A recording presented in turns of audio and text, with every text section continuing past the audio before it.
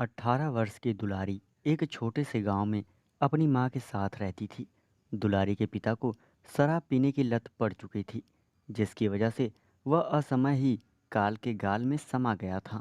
उसी सदमे में दुलारी की मां मालती की तबीयत खराब होने लगी थी। अब पेट की आग बुझाने के लिए दुलारी घूम घूम कर काम की तलाश करती थी।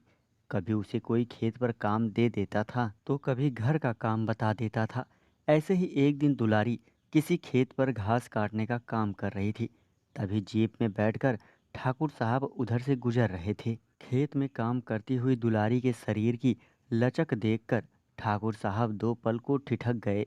उन्होंने जीप रोक दी और गौर से दुलारी को काम करते हुए देखने लगे। कुछ देर सोचने के बाद उन्होंने दुलारी को अपने पास बुलाया और उससे दो चार बात करने के बाद वह समझ गए कि दुलारी कितनी मजबूर है। उन्होंने अगले दिन से ही दुलारी को हवेली में आकर काम करने के लिए कह दिया। अगले दिन से दुलारी हवेली में झाड़ू पोछा का काम करने के लिए जाने लगी। दुलारी बहुत खुश हो गई थी कि उसे अब एक पक्का काम मिल चुका है। वह अब अपनी माँ का इलाज भी करवा सकती थी। लेकिन काम करते हुए दुलारी ठकुराइन से सहमी रहती थी, क्योंकि उन्होंने पहले दिन से ही उसे आदेश दे दिया था कि झाड़ू पोछा के अलावा वह ना तो घर की रसोई में आएगी और ना ही घर के किसी और सामान को हाथ लगाएगी, क्योंकि वह अछूत दुलारी भी अपनी हद जानती थी। इसलिए सिर झुकाकर काम में जुट गई। इधर ठाकुर साहब की नज़र तो उसके तन पर थी। एक दिन ठकुराइन मंदिर गई हुई थी। हवेली में और कोई नहीं था। ठाकुर के भीतर का शैतान जाग गया और फिर उसने पीछे से आकर दुलारी को अपनी मजबूत बाजुओं में जकड़ लिया। अचानक हुए इस प्रकार की हरकत से दुलारी घबरा गई। वह ठाकुर साहब की पकड़ से छूटने के लिए छटपटाने लगी, लेकिन ठाकुर साहब की पकड़ और भी मजबूत होती गई। वह उसे अपने बिस्तर तक ले गए और बिस्तर पर पटक कर उसके साथ मनमानी करने लगे।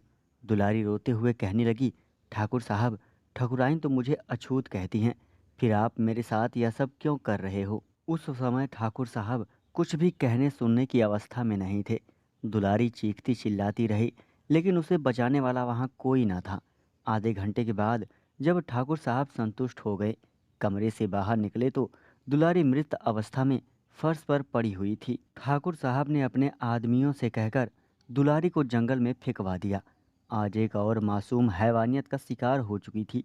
दुलारी जैसी न जाने कितनी लड़कियों को अछूत कहकर उनके साथ भेदभाव किया जाता है। कुछ लोग कहते थे कि वह पागल हो गए हैं और कुछ लोगों का मानना था कि जरूर ठाकुर साहब ने कुछ गलत किया होगा, जिसकी वजह से दुलारी की आत्मा उनसे बदला लेने के लिए आई है। ऐसे ही एक दिन पागलपन में ठाकुर साहब ने हवेली के पीछे वाले कुएं में कूदकर अपनी जान दे दी। दोस्तों, चैनल को सब्सक्राइब करें और हिलाते रहें। Thank you.